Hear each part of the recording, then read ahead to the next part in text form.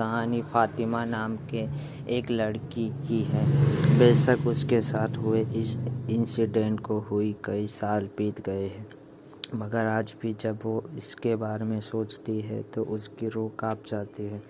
सालों पहले फ़ातिमा जब वो 10वीं में थी तब उसके साथ में यह बुरा हादसा हुआ था।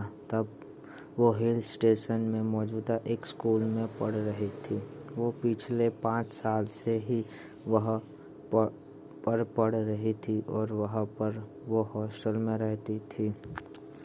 उसने वहाँ पर रहते हुए सुन रखा था कि उस हिल स्टेशन के पास का जंगल हॉन्टेड था और वहाँ पर रहने वाले लोगों ने जंगल में कुछ पैरानॉर्मल एक्टिविटी को महसूस किया था।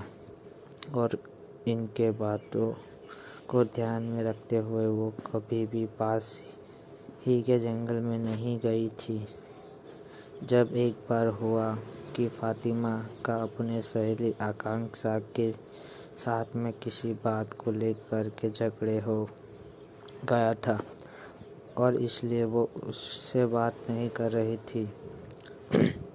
शाम के समय जब स्कूल छूट चुका था और स्टूडेंट अपने घर जा चुके थे, तब फ़ातिमा लाइब्रेरी में अपनी ली हुई किताब वापस लौटाने आई हुई थी। किताब लौटा कर जब वो वापस से अपने हॉस्टल जाने के लिए स्कूल के गेट से बाहर और जा रही थी, तभी उसे ऐसा लगा कि किसी लड़की ने उसका नाम लेकर उसे बुलाया था।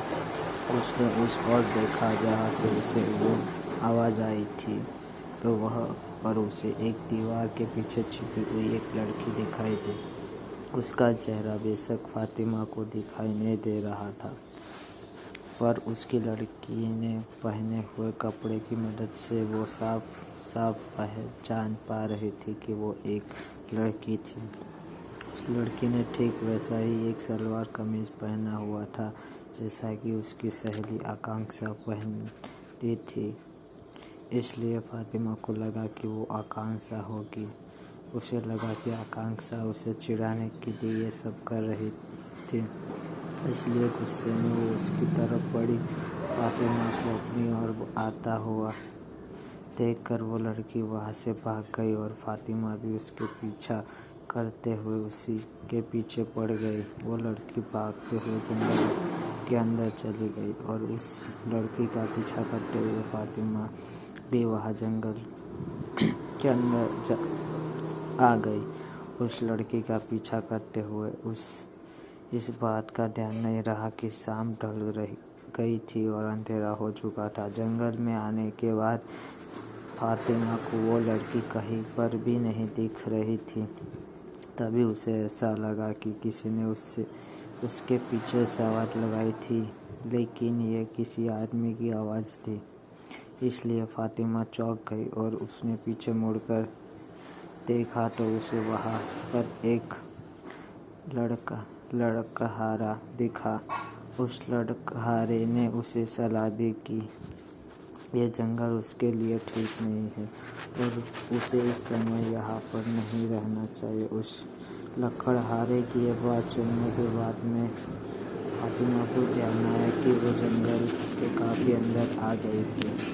इसलिए लड़कहारे की बात उससे सही लगी कि वो वहाँ से वापस अपने स्कूल की तरफ चलने लगी। वापस आते वक्त उसे एक पेड़ के पीछे कोई छिपा दिखा। वह वही लड़की थी जिसका पीछा करते हुए वो यहाँ तक आई थी। उसे देखने के वापस से फ़ातिमा को गुस्सा आ गया। उसे आकांक्षा समझकर उसने अपनी बैग उस लड़की पर दे मारी, लेकिन उसकी हैरानी का ठिकाना नहीं रहा जब उसने फेंकी हुई बैग उस लड़की के आर पार चली गई। ये देखते ही फ़ातिमा बुरी तरह से डर गई। तभी वो लड़की उसकी तरफ बढ़ने लगी और इस बार उस लड़की का चेहरा फ़ातिमा को साफ साफ दिख रहा था। उस लड़की का चेहरा पूरा का पूरा काला था और उसके चेहरे पर न आँखें थी और न ही मुँह था। उसका चेहरा पूरी तरह से सपाट था और उसके काले रंग की त्वचा थी। ये भयंकर नज़ारा देखते ही फातिमा के रोंगटे खड़े हो गए और किसी तरह से हिम्मत करके वो अपने स्कूल की तरफ भागी। भागते वक्त अब उसने अपना स्कूल बैग वापस ले उसके बाद में सोचा भी नहीं। भागते हुए जब फातिमा अपने स्कूल के गेट पर पहुंची तब उसके जान में जान आई। फातिमा स्कूल के गेट के सामने पहुंचकर रुक गई और हांफने लगी। तभी किसी ने पीछे से उसके कंधे पर हाथ रखा। अपने कंधे पर किसी का हाथ महसूस होते ही फातिमा, जिसने अभी चैन की सांस ली ही थी, उसकी तो अब सांस ही अटक चुकी थी। उसने डरते हुए पीछे मुड़ के देखा तो उसकी चीख निकल गई, क्योंकि वहाँ पर वही सपाट काले रंग वाली लड़की खड़ी हुई थी। खींचकर फातिमा वहीं पर बेहोश हो गई।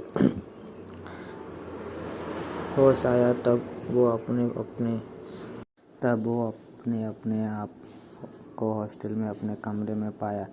उसने देखा कि उसकी कुछ सहेलियां और हॉस्टल वार्डन वहीं पर थी।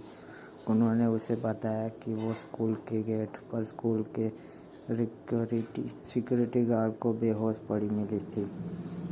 उसने उन्हें इन्फॉर्म किया और वो सभी उसे लेकर के यहाँ पर आ गई।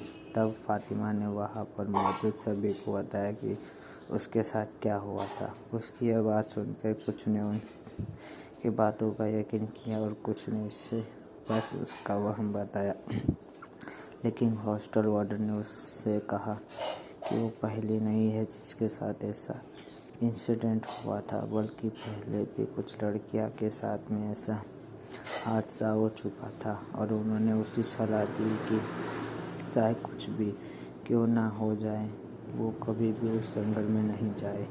ये सारी बातें जानने के बाद फातिमा पूरी तरह से डर गई। उसके बाद में उसने कभी भी उस जंगल के अंदर जाना तो दूर, उसके आसपास भटकना भी छोड़ दिया। आज इस हादसे को हुए कई साल बीत गए और फातिमा अपनी जिंदगी में आगे बढ़ चुकी है, लेकिन आज भी जब वो इस हादसे को याद करती है तो उसकी रूह कांप जाती है।